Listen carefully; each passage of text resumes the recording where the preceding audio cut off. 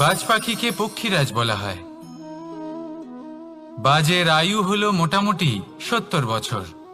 এবার 40 বছর হতে হতেই ওদের পালক লম্বা এবং ভঙ্গুর হয়ে যেতে থাকে, ঠোঁট বেঁকে যায়, ডানা ভারী হয়ে যায়, অর্থাৎ আগের মতো উড়তে পারে না, সেই শক্তি থাকে না। এবার সেই বাজ কি করবে? বাজ সব থেকে কঠিন নির্বাচন করে, নির্বাচন নিজের পুনর্স্থাপনার। সর্বপ্রথম একটা বিশাল পর্বতে যায়, একান্তে নিজের এক বাসস্থান তৈরি করে, আর তারপরে পাথরের সাথে নিজের ঠোঁট বারবার আঘাত করতে করতে সেই ঠোঁট ভেঙে ফেলে। তারপরে সে অপেক্ষা করে সেই ঠোঁট পুনর্নির্মাণ হওয়ার। তারপর সেটাই করে নিজের পালকের সাথে। তারপরে নিজের ডানা থেকে এক এক করে ভারী পালকগুলো ছিঁড়ে ফেলে দেয়। আর তারপর 150 দিনের এই যন্ত্রণা সহ্য করার পরে ও ফিরে পায় নিজের ওড়বার অনন্য ক্ষমতা, সেই শক্তি। আর তারপরে ও জীবনের পরবর্তী 30 বছর বাঁচে। কি বুঝলেন আপনি? যদি ইচ্ছে শক্তি থাকে তাহলে একজন দুর্বলও শক্তিশালী হতে পারে। আপনিও এটাই করুন, নিজের অতীতের যন্ত্রণার বোঝাগুলিকে ত্যাগ করুন আর কল্পনার খোলা আকাশে উন্মুক্ত হয়ে উড়ে বেড়ান। নিজের পুনর্স্থাপনা করুন, তবেই সর্বশ্রেষ্ঠ হতে পারবেন। আর মনে রাখবেন, এই ছোট ছোট পদক্ষেপই বড় বড় শিখরে পৌঁছে দিতে পারে। তাহলে আসুন আর আমার সাথে ভালোবেসে বলুন, রাধা রাধা। আপনি কি কখনো জলকে নিজের মুঠোতে ধরে রাখার চেষ্টা করেছেন? চলুন আজ করা যাক।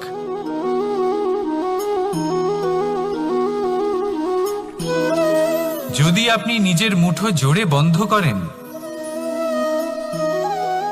জল ধরে রাখতে পারবেন না। যদি আপনি তাকে এমনি বইতে দেন, তাহলে ও নিজের পথ নিজেই করে নেবে আর আপনার হাতেও থেকে যাবে। আমাদের জীবনও হলো কিছুটা এরকম, জলের মতো। নিজের পথ নিজেই করে নেয় এই জীবন। প্রত্যেক সমস্যার সমাধান নিজেই করে নেয় এই জীবন। তাই জীবনে যখন কোনো পরিস্থিতি আমাদের প্রতিকূল হয়ে থাকে, কিছুই হয়তো আমরা বুঝতে পারছি না, কিছুই যখন বসে থাকে না, তখন আমরা হতাশ হয়ে পড়ি, নিরাশ হয়ে পড়ি। আর এটাই করা উচিত নয়। শান্ত মনে দেখতে হবে যে এই জীবনে আসলে কি ঘটে চলেছে। কষ্ট সবাই ভোগ করেন। কষ্ট পেলে কেউ রেগে যান, রেগে গিয়ে পরাক্রম দেখান। এটাই তো করা উচিত নয়। শান্ত মনে সেটাই করতে হবে যা জীবন আমাদের শেখাতে চাইছে। জীবন আমাদের সব শিখিয়ে দেবে, শুধু মনে রাখবেন কখন প্রয়াস করতে হবে আর কখন আমাদের প্রতীক্ষা করতে হবে, সেটা আগে আপনাকে বুঝতে হবে।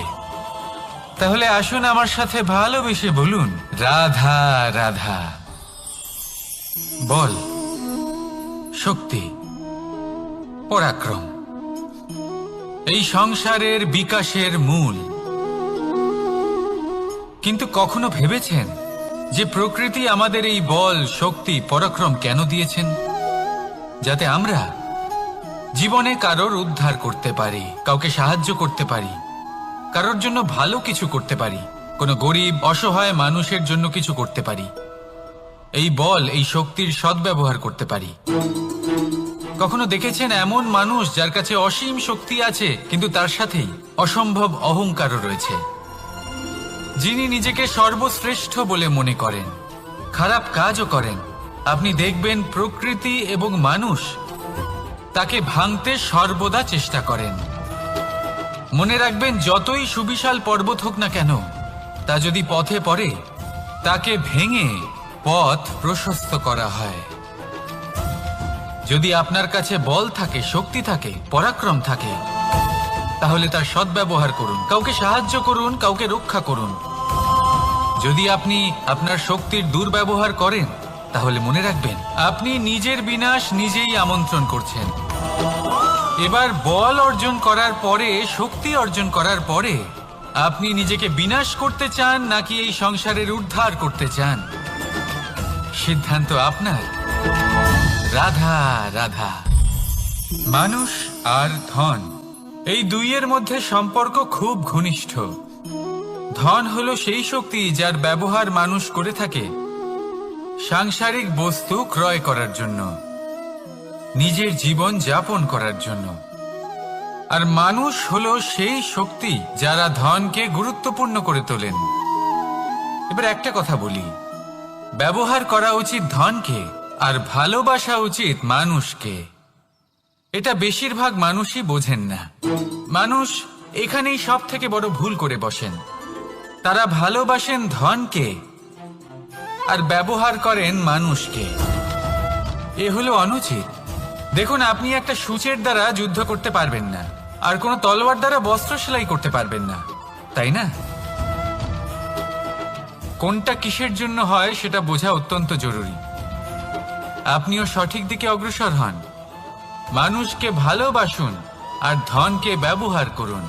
যদি আপনি মানুষকে ব্যবহার করেন তাহলে আপনি ভালোবেসে ফেলবেন ধনকে, আর এই ভালোবাসা ধীরে ধীরে পরিণত হবে লোভে, আর ধীরে ধীরে এটা আপনাকে বিনাশ করে দেবে। তাহলে সমস্ত মানুষকে ভালোবাসুন আর এইভাবে ভালোবেসে বলুন, রাধা রাধা। সাফল্য কে না চান? সাফল্য লাভ করার, শিখরে পৌঁছানোর আলাদাই একটা আনন্দ রয়েছে। আর আপনজনদেরও কে না চান? প্রত্যেক মানুষ চান যেন জীবনে তার কোনো আপনজন থাকে, যারা সব সময় তাদের সাথে থাকবে। কারণ আপনজনের সাথেই তো সাফল্যের আনন্দ সব থেকে বেশি পাওয়া যায়। কিন্তু আসলে কি হয়, অনেক সময় সাফল্যের খোঁজে সেই পথে চলতে চলতে আমরা আপনদের থেকে দূরে চলে যাই। না চাইতেও দূরে চলে যেতে হয়, ওনাদের সাথে সময় কাটাতে পারি না। আর আমরা ভুলে যাই যে সাফল্যের আসল আনন্দ আপনজনদের সাথেই পাওয়া যায়। সফল হওয়ার পরে আপনদের সাথে দেখা হলে তাদের চোখে আমাদের জন্য যে আবেগ থাকে, যে সম্মান, যে প্রেম থাকে, সেটাই হলো আসল পুরস্কার। আমরা সেই কথা ভুলে যাই এবং একা হয়ে পড়ি। বেশিরভাগ সময় এটাই হয়। বেশিরভাগ সময় সফল মানুষগুলি একা হয়ে যান। এবার আপনি কি চান? আপনি অসফল হয়ে দিনগুলি একাকিত্বে কাটাতে চান, নাকি সফল হয়ে আপনজনদের সাথে আনন্দে থাকতে চান? সেই সিদ্ধান্ত আপনার। সাফল্যের পেছনে ছুটুন, নিজেকে উজাড় করে দিন, কিন্তু আপনজনদের সঙ্গ ত্যাগ করবেন না। সেই আপনজন যারা আপনার সাফল্যের জন্য দায়ী, সেই আপনজন যিনি আপনার সাফল্যে আনন্দ পান, সুখ লাভ করেন, তাদের কখনো ত্যাগ করবেন না। আসুন আমার সাথে ভালোবেসে বলুন, রাধা রাধা। ভগবান আর ভক্ত যখন এক আকার হয়ে যায়, যখন ভক্ত তার ভগবানের প্রতি এবং নিজের জীবনের উদ্দেশ্যের প্রতি সম্পূর্ণরূপে সমর্পিত হয়, তখন জন্ম নেয় ভক্তি। এই সংসারের সমস্ত আশা হয়তো আপনার সঙ্গ ত্যাগ করে দিতে পারে, তখনও ভক্তি সাথে থাকবে। ভক্ত আর ভগবান যখন এক আকার হয়ে যায়, তাদের মধ্যে কোনো পার্থক্য থাকে না। তারা এক হয়ে যায়, এক ব্যক্তিত্ব, এক অস্তিত্ব। সেই জন্য কখনো জীবনে যে কোনো রূপেই, যে কোনো প্রকারেই, যে কোনো ঈশ্বরকে মান্য করুন। মনের মধ্যে শ্রদ্ধা ভাব জাগ্রত করুন, মনে ভক্তি ভাব জাগ্রত করুন। এই সমগ্র সংসারে সব কিছু আপনাকে ছেড়ে চলে গেলেও তখনও এই ভক্তি শুধুমাত্র আপনার উত্থান ঘটাবে। তাই মনে ভক্তি জাগ্রত করুন আর আমার সাথে ভালোবেসে বলুন, রাধা রাধা। শব্দই হলো শূন্য, শব্দই হলো আরম্ভ, শব্দই হলো অন্ত, শব্দই হলো অমর, শব্দই হলো ব্রহ্ম। এই শব্দ হলো অত্যন্ত বিশেষ। কেউ কাঁদলে তাকে হাসিয়ে তোলে, কেউ হাসলে তাকে কাঁদিয়ে দেয়। কারোর মনে উদ্দীপনা জাগিয়ে তুলতে পারে, আবার কারোর মনে কাঁটা হয়ে বিঁধে থাকতে পারে। একটা অত্যন্ত গুরুত্বপূর্ণ কথা যা বোঝা অত্যন্ত আবশ্যক। আপনার মন, আপনার হৃদয় যতই শুদ্ধ হোক না কেন, যতই পবিত্র হোক না কেন, আপনার দৃষ্টিভঙ্গি যতই স্পষ্ট হোক না কেন, যদি আপনার কথা পবিত্র না হয়, যদি আপনার শব্দ শুদ্ধ না হয়, তাহলে তা আপনাকে আপনার কর্মফল ভোগ করতে বাধ্য করবেই। একটা সহজ উদাহরণ দিই। আপনার জীবনে এমন কেউ অবশ্যই থাকবেন যাকে আপনি পছন্দ করেন না, যিনি হয়তো অধর্মী মানুষ, যিনি হয়তো দুর্বুদ্ধি সম্পন্ন মানুষ, কিন্তু তার জন্য অপশব্দ প্রয়োগ করলে তার মধ্যে কোনো পরিবর্তন আসবে না, তার মানসিকতা বদলাবে না, শুধু মনে প্রতিশোধ স্পৃহা জেগে উঠবে, মনে হিংসা জাগবে, আর কিচ্ছু নয়। সেই জন্য নিজের শব্দকে নিয়ন্ত্রণ করুন, নিজের কথা সংযত করুন। শ্রেষ্ঠ থেকে শ্রেষ্ঠতর মানুষকেও সাবধানী হতে হয়, কারণ যদি এই শব্দের প্রয়োগ সঠিক না হয়, তাহলে আজীবন মানুষকে নির্বাক হয়ে থাকতে হতে পারে। তাহলে নিজের শব্দ নিয়ন্ত্রিত রাখুন, নিজের কথাকে শুভ করুন, এতে প্রেমবোধ জাগিয়ে তুলুন, আর সেই প্রেমবোধ নিয়েই বলুন রাধা রাধা। বরদান এবং অভিশাপ, এই দুই হলো একই মুদ্রার দুটি পিঠ। এই বরদান আমরা অনেক কারণে পেতে পারি, কখনো নিজের পরিশ্রমের কারণে, কখনো নিজের তপস্যার কারণে, কখনো আমাদের পূর্বপুরুষদের কর্ম ও তপস্যার কারণে। কিন্তু এই বরদান কতক্ষণ বরদান থাকবে তা আমরা নিশ্চিত করতে পারি না, তা সুনিশ্চিত করে শুধুমাত্র আমাদের কর্ম।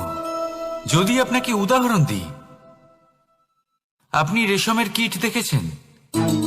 ও বরদান পেয়েছে যে ও নিজের সুরক্ষার জন্য খোলস বানাতে পারে। এবারও তাতে এত মত্ত হয়ে যায় যে এমন এক আবরণ বানিয়ে ফেলে যাতে সে নিজেই আবদ্ধ হয়ে চাপা পড়ে মরে যায়। এটার তাৎপর্য কি? তাৎপর্য খুবই সরল। গর্ব করা খুবই ভালো, কিন্তু অহংকার করা কখনোই উচিত নয়। যদি অহংকার মনের মধ্যে প্রবেশ করে, তাহলে এই বরদান অভিশাপে পরিণত হতে সময় লাগে না। আর যদি কর্মশ্রেষ্ঠ হয়, তাহলে অভিশাপ ও বরদানে পরিণত হয়। তাহলে আসুন, শ্রেষ্ঠ কর্ম করুন আর আমার সাথে ভালোবেসে বলুন রাধা রাধা। সুখ, দুঃখ, মৃত্যু, মহামারী, এগুলো কখনো বলে আসে না, আবার জিজ্ঞাসা করেও আসে না। এমনই হয় দ্রুত ক্রীড়ার এই খেলায়। এক কারাগারের মতো, একটা মাকড়সার জালের মতো। যেমন একটা মাকড়সার জাল একটা পোকাকে নিজের দিকে আসতে আকর্ষিত করে নিজের চমকের দ্বারা, নিজের গঠন দ্বারা, সেরকমই দ্রুত ক্রীড়ার এই খেলা মানুষকে নিজের দিকে আসতে প্ররোচিত করে। শেষে গিয়ে মানুষ আটকা পড়ে। পার্থক্য শুধু এটাই, যখন এক পোকা এই জালে জড়িয়ে পড়ে তখন সে তার প্রাণ হারায়। মানুষ যখন এই দ্রুত ক্রীড়ায় আকর্ষিত হয়, সে নিজের মান, নিজের ধন সবকিছু হারায়, নিজের বিবেক হারিয়ে ফেলে। কিন্তু আপনি আপনার বিবেক কখনোই হারাবেন না। যদি আপনার মনে লোভ চলে আসে, আপনি লোভী হয়ে ওঠেন। যদি আপনি দ্রুত ক্রীড়ার এই খেলায় আটকা পড়েন, তাহলে মনে রাখবেন, এই খেলা থেকে ফিরে আসা প্রায় অসম্ভবই বলা যায়। নিজের বিবেক কখনো হারাতে দেবেন না, কারণ বিনাশ আসার প্রথম লক্ষণ হলো বিবেকের বোধ চলে যাওয়া। এই প্ররোচনায় কখনো পা দেবেন না। আর আমার সাথে ভালোবেসে বলুন রাধা রাধা। বিজয়, বিজয় লাভের জন্য মানুষ কি না করে থাকে, যে কোনো সম্ভাব্য প্রচেষ্টা করে। কিন্তু নিজের বিজয় লাভের জন্য বাজিতে যা ইচ্ছে তাই রেখে দেওয়া কি উচিত কাজ? কখনোই নয়। নিজের হারানো সম্মান, নিজের হারানো সম্পত্তি, নিজের হারানো অধিকার ফিরে পাওয়ার শুধু একটাই পথ রয়েছে, আর তা হলো পুরুষার্থ, দ্রুত ক্রীড়া নয়। যে মানুষ নিজেই হেরে গেছে, নিজেই নিজের জয়লাভ করার জন্য অন্য কাউকে কিভাবে বাজিতে রাখতে পারে? এ হলো সম্পূর্ণরূপে অনুচিত। অনেক সময় অনেক ধন লাভ করার জন্য, অনেক সম্পত্তি লাভ করার জন্য আমরা নিজের আসল ধন, আমাদের আপনজন, তাদেরকে হারিয়ে ফেলতেও প্রস্তুত হয়ে যাই। এটা একেবারেই উচিত নয়।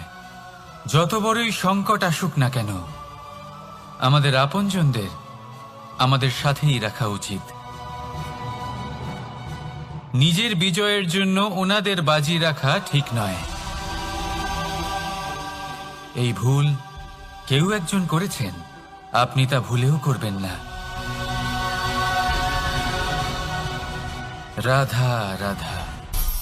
নারী জন্মসূত্রে কারোর কন্যা, ধর্মসূত্রে কারোর পত্নী, আর কর্মসূত্রে কারোর মা।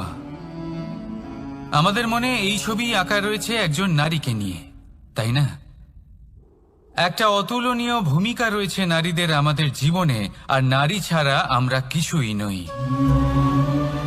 কিন্তু অধিকার, সেখানে আমরা একটা ভুল করে বসি। যখন নারী একজন কন্যা থাকে, যখন সে জন্ম নেয়, তখন তার ওপর অধিকার থাকে তার পিতার। আর তারপর যখন বিয়ে হয়ে যায়, তখন তার অস্তিত্বের উপর অধিকার থাকে তার স্বামীর। আর যখন তিনি মা হন, তখন নিজেই তিনি জীবনের সমস্ত অধিকার দিয়ে দেন তার সন্তানকে। কিন্তু আমরা কি কখনো এটা ভেবেছি এই জীবন হলো তার নিজের? যে নারী সবার কল্যাণ করছেন, তার জীবনের অধিকারও তার কাছেই থাকা উচিত, তাই না? তার নিজের জীবনের সিদ্ধান্ত সে নিজেই নিতে পারেন, নিজেই নিজের ভাগ্যের রচয়িতা হতে পারেন। আর এর জন্য আমাদের নিজেদের পাল্টাতে হবে, দৃষ্টিভঙ্গি পাল্টাতে হবে। কারণ এই ধারণা সেটা আজ বা কালকের ব্যাপার নয়, এটা ঘটে চলেছে বহু বছর ধরে, আর চলতেই থাকবে যদি আমরা এটা না বদলাই। আর এটা তখনই সম্ভব হবে যখন আমরা নিজেদের মধ্যে পরিবর্তন আনব। তাই আজকের পর থেকে, এই মুহূর্ত থেকে, কোনো নারীর ওপর অকারণ অধিকার স্থাপনের আগে সহস্রবার ভেবে দেখবেন। কারণ যখন নারী নিজের অধিকার কেড়ে নিতে বাধ্য হবেন, তখন শুধু এবং শুধুমাত্র বিনাশই ঘটবে। রাধা রাধা।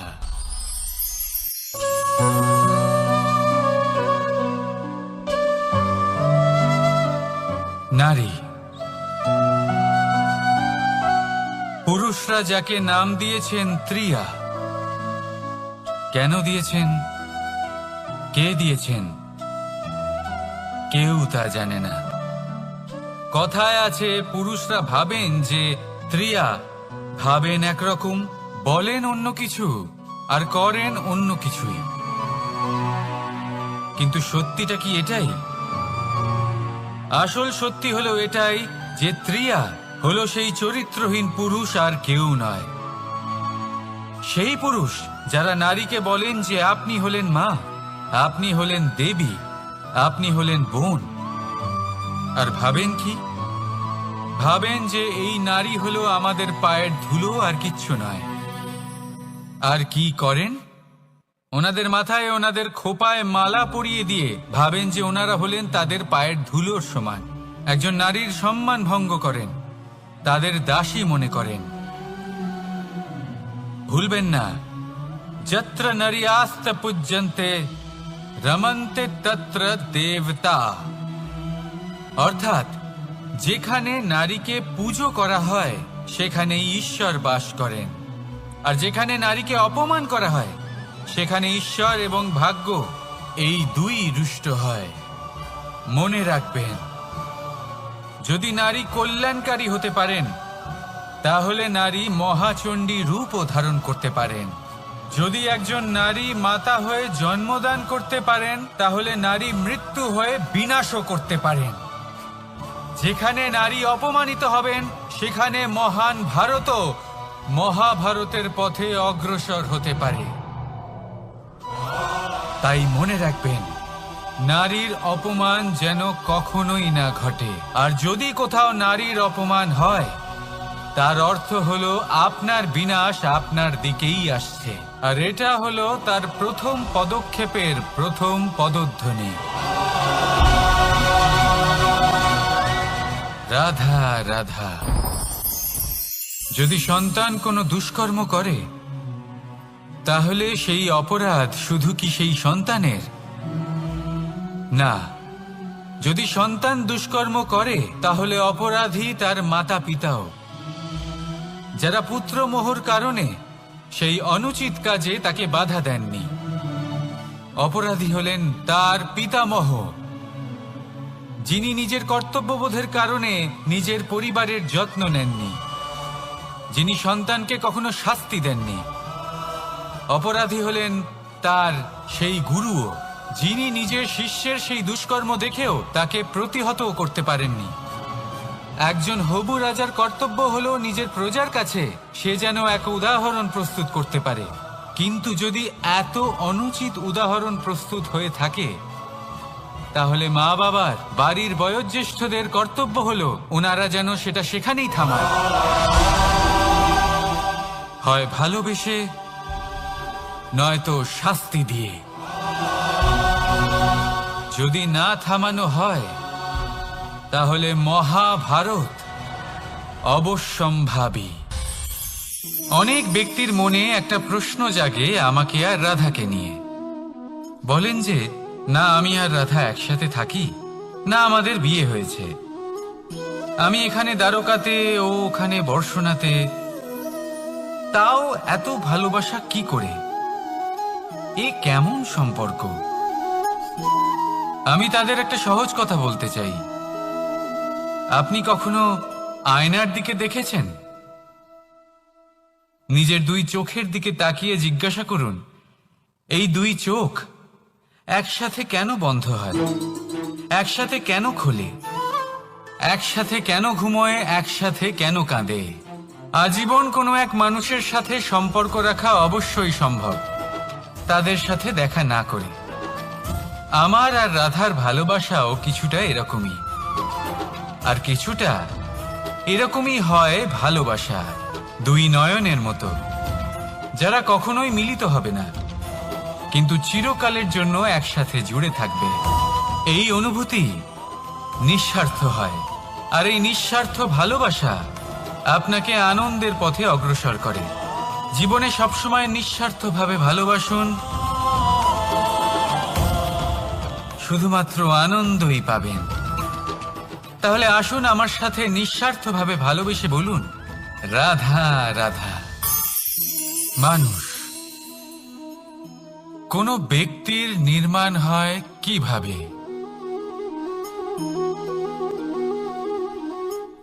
কেউ বলবেন পঞ্চতত্ত্বের দ্বারা, কেউ বলবেন আত্মা, দেহ ও চেতনার দ্বারা, কেউ বলবেন ঈশ্বরের কৃপার দ্বারা, তো কেউ বলবেন এই প্রকৃতির পরীক্ষার দ্বারা। না, মানুষের নির্মাণ হয়ে থাকে বিশ্বাস দ্বারা। ব্যক্তি তখনই গড়ে ওঠেন যখন ব্যক্তিত্ব থাকে, ঠিক কিনা? আর ব্যক্তিত্ব তখনই হবে আর সেরকমই হবে যেরকম বিশ্বাস আপনি নিজের উপরে রাখবেন। যদি আপনি মনে করেন আপনি বিষের ন্যায় হবেন তাহলে আপনি বিষাক্তই হবেন। যদি আপনি এটা মনে করেন যে আপনি অমৃতের ন্যায় হবেন তাহলে আপনি অমরই হয়ে যাবেন।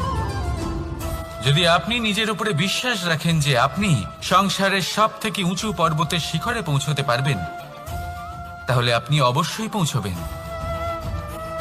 যদি আপনার এরকম মনে হয় যে আপনি এরকম কখনো করতে পারবেন না তাহলে এরকম কখনোই হবে না। ভেবে দেখবেন, বিশ্বাসের মধ্যেই বিশ্ব বাস করে থাকে, তো আপনার অস্তিত্ব কেন করবে না? যেমন বিশ্বাস আপনি নিজের উপরে রাখবেন তেমনই আপনি হয়ে উঠবেন। সেই জন্য নিজের উপরে বিশ্বাস রাখুন, আর হ্যাঁ, ভালোবেসে বলুন রাধা রাধা। শত্রুতা, একজন মানুষ অন্য মানুষের সাথে শত্রুতা করে বসেন, দুজন ঘনিষ্ঠ বন্ধু। এমনও এক সময় আসতে পারে যখন এনারা একে অপরের শত্রু হয়ে ওঠেন। এর অনেকগুলো কারণ হতে পারে। কিন্তু মূল কারণ হলো আলোচনা। আগে হ্যাঁ, আপনি যদি কারোর বিষয়ে আলোচনা করেন তাহলে সে আপনার শত্রু হয়ে যেতে পারে। এবার মনে একটা প্রশ্ন আসতে পারে যে এটা কিভাবে সম্ভব হতে পারে? আলোচনা এটা তো অত্যন্ত জরুরি। যদি আমি নিজের বন্ধুর খারাপ কাজের বিষয়ে আলোচনাই না করি তাহলে সে শুধরবে কি করে? এ কথা সত্যি যে আলোচনা আবশ্যক, কিন্তু তার থেকেও বেশি গুরুত্বপূর্ণ এবং আবশ্যক হলো আপনার এই সিদ্ধান্ত এটাই যে আপনার এই আলোচনা কোন স্থানে করবেন। যদি এটা সবার সামনে করবেন ভাবেন, তাহলে তা অপমানও হয়ে যেতে পারে। যদি এটা আলাদাভাবে করেন তাহলে তা পরামর্শ হয়ে যায়। অপমান কেউ স্বীকার করতে পারেন না, কিন্তু পরামর্শ সকলের ভালো লাগে।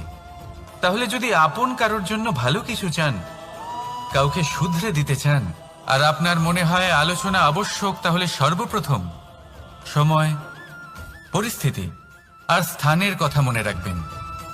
নয়তো এই আলোচনা আপনাকে খুব ভোগাতে পারে।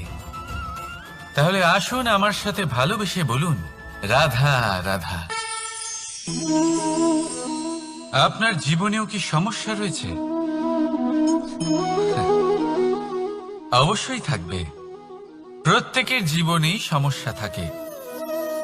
প্রত্যেক মানুষ জিজ্ঞাসাও করেন যে এই সমস্যা আসলে কি আর কেন আসে জীবনে।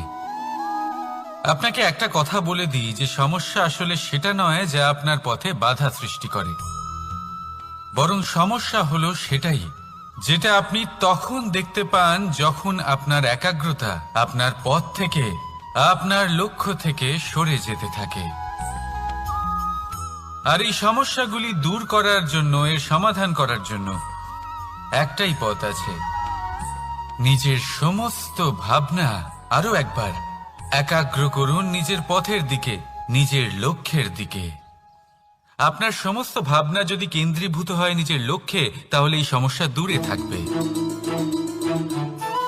যদি এরকম না হয়, যদি আপনার মন একটু অন্যদিকে চলে যায়, তাহলে এই সমস্ত সমস্যা আবার সামনে চলে আসে আর বাড়তেও থাকে। দেখুন, যেখানে আপনার লক্ষ্য রয়েছে, বান যদি সেখানেই চালাতে হয়, তাহলে দৃষ্টি তো সেদিকেই রাখতে হবে। তবেই তো আপনি সেই লক্ষ্য ভেদ করতে পারবেন। সেই জন্য মনে রাখবেন, সর্বদা লক্ষ্য রাখবেন নিজের পথে, সেই পথেই সামনে এগোতে থাকুন নিজের লক্ষ্যের দিকে। আপনি যত সামনে এগোতে থাকবেন এই সমস্যা তত পিছিয়ে যাবে। তাহলে আসুন আমার সাথে ভালোবেসে বলুন, রাধা রাধা। এই পাখিরা সত্যি খুব সুন্দর, আমার খুব ভালো লাগে।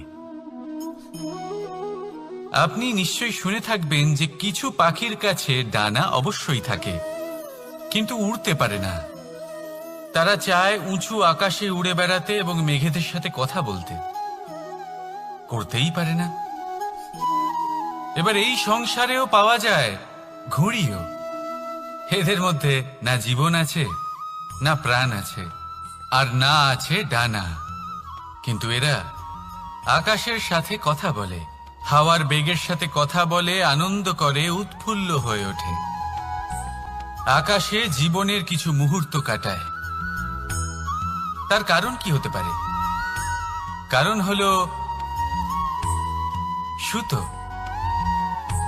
এই সুতো যদি সঠিক হাতে থাকে, তাহলে এই কাগজের তৈরি ঘুড়িও আকাশের উচ্চতায় উড়ে বেড়াতে পারে। এবার এই সুতো আসলে কি? এই সুতো হলো আসলে ভালোবাসা। এই সুতো হলো আসলে বিশ্বাসের। আর এটা আপনি দিয়ে থাকেন তাদের হাতে যাদের আপনি বিশ্বাস করেন, যাদের আপনি নিজের সর্বস্ব দিয়ে দেন। ভেবে দেখুন, এই ভালোবাসা আর বিশ্বাসের সুতো আপনি যদি সঠিক মানুষের হাতে দিয়ে দেন, তাহলে আপনি অনেক উচ্চতায় উঠতে পারবেন, আকাশের উচ্চতায় উড়ে বেড়াতে পারবেন, মেঘের সাথে কথা বলতে পারবেন, পাখিদের মতো উড়তে পারবেন, যা ইচ্ছে তাই করতে পারবেন। শুধু এই মানুষ সঠিক হতে হবে, এমন একজন মানুষ যার মনে আপনার জন্য ভালোবাসা রয়েছে, এমন এক মানুষ যার মনে কোনো স্বার্থ নেই, যিনি পরোপকারী, এমন একজন ব্যক্তি যিনি আপনার অস্তিত্বকে বাইরে নিয়ে আসতে পারবেন, তাকে উজ্জ্বল করে তুলবেন। তাহলে ভালোবাসুন, আনন্দ করতে থাকুন, আর এই আনন্দ সহকারে বলুন, রাধা রাধা। আমরা সকলে এমন ব্যক্তির সাথে থাকতে চাই যারা খুব মিষ্টি কথা বলেন, যাদের ব্যবহার আমাদের ভালো লাগে, যারা দেখতে সুন্দর হন, যাদের আমরা পছন্দ করি। আর সব সময় এমন ব্যক্তির থেকে দূরে থাকতে চেষ্টা করি যাদেরকে আমরা পছন্দ করি না, যাদের কথা আমাদের খারাপ লাগে, যাদের কথা একটু কঠোর হয়। আমরা সব সময় চেষ্টা করি এদের থেকে দূরে থাকার, ঠিক কিনা? কিন্তু যদি বাস্তবটা দেখি, তাহলে এই কঠোরতা জীবনে শান্তির প্রলেপ দেয়। ওষুধও একটু কড়াই হয়, কিন্তু এ কি করে? আমাদের সুস্থ করে তোলে। ঠিক সেইভাবেই ভালোবাসার এই অধ্যায় একটু কঠিন, একটু কড়াও মনে হতে পারে, কিন্তু এর ফল সবসময় আপনাদের স্বাস্থ্যের পক্ষে ভালোই হয়। সেই জন্য যদি কেউ আপনার নিন্দে করে, আপনাকে কড়া কথা শোনায়, আপনার ব্যাপারে আলোচনা করে, তার মানে এটা নয় যে সে আপনার শত্রু।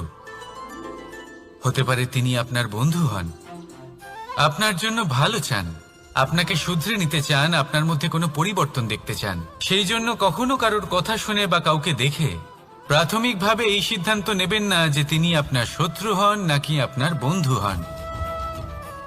এমনও শত্রু হয়ে থাকেন যে গুড়ের মতো মিষ্টি মিষ্টি কথা বলে আসলে আপনাকে বিষ পান করিয়ে দেবেন, আর এমনও বন্ধু থাকেন যারা আসলে নিমের মতো কড়া কথা বলেন কিন্তু আপনাকে অমৃত পান করান।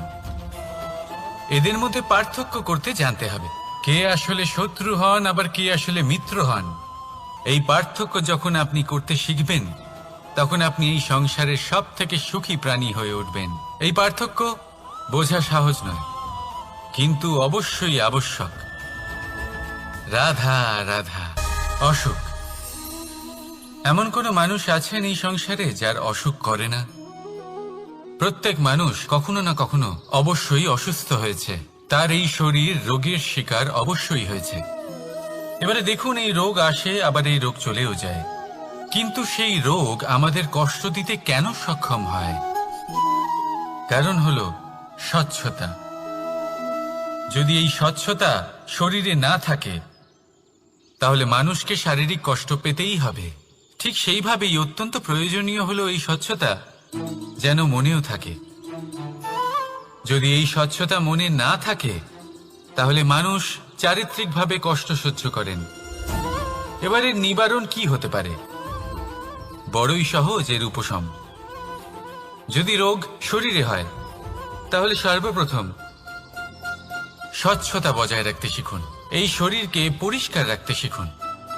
বিচক্ষণতার সাথে এই রোগের সম্মুখীন হন, ভয় পাওয়ার কোনো দরকার নেই। ব্যায়াম করতে থাকুন, সব ঠিক হয়ে যাবে। সেইভাবেই যদি এই অসুখ মনে হয়, তাহলে কি করা যায়? সর্বপ্রথম তার আধারের উপরে নজর দিন। আপনার এই আধারই হলো আপনার আহার। যা আপনি আহার করবেন সেরকমই মানুষ হয়ে উঠবেন। সেইভাবেই আপনি যেরকম ভাবেন সেরকমই মানুষ হয়ে উঠবেন। সেই জন্য নিজের ভাবনাকে শুভ করুন, নিজের দৃষ্টিভঙ্গিকে শুভ করে তুলুন, সবকিছু সঠিক হবে। আপনার আমার সবার মধ্যেই এক রাক্ষস বাস করে, তার সম্মুখীন হন, তাকে পরাস্ত করুন।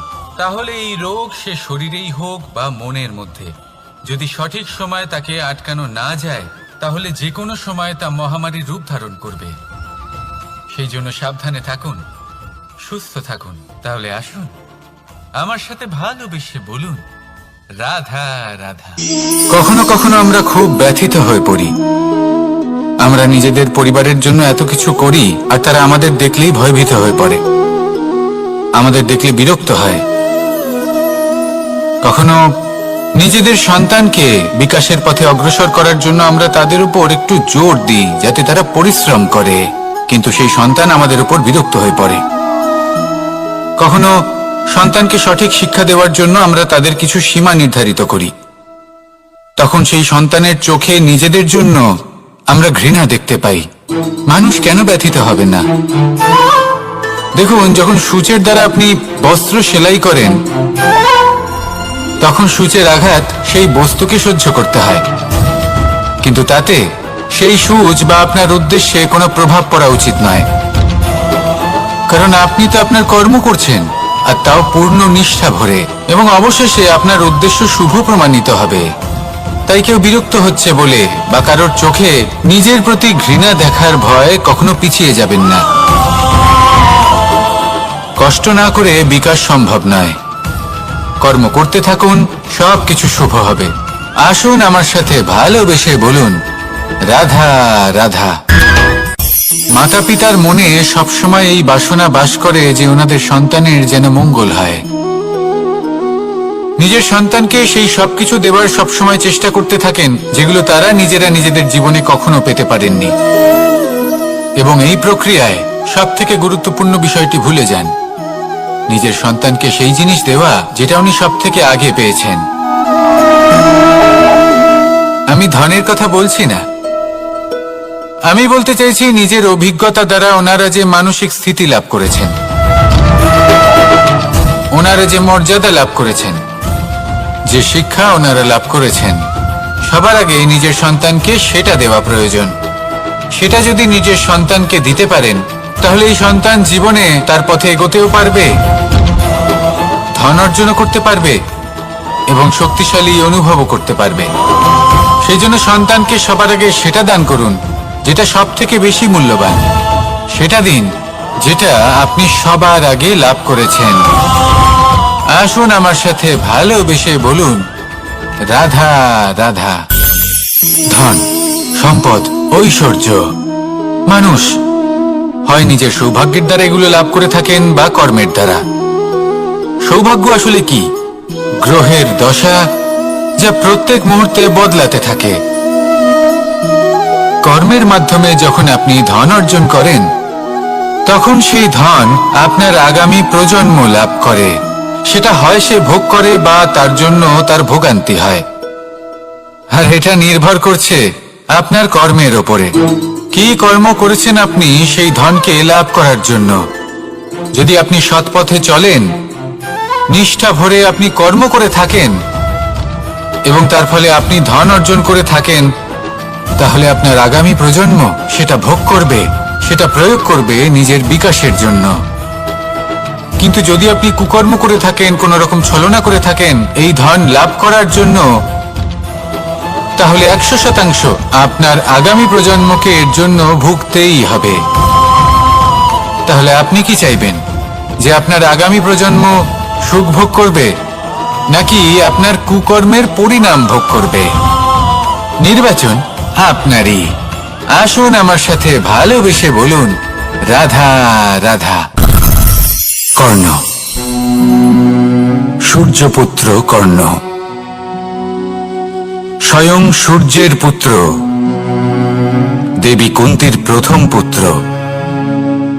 সেই কর্ণ যার একটি বাণ আমার রথকে, সেই রথ যার উপর মহাবলী অর্জুন বিরাজমান ছিলেন, যার পতাকায় স্বয়ং হনুমান ছিলেন, সেই রথকে তার একটি বাণ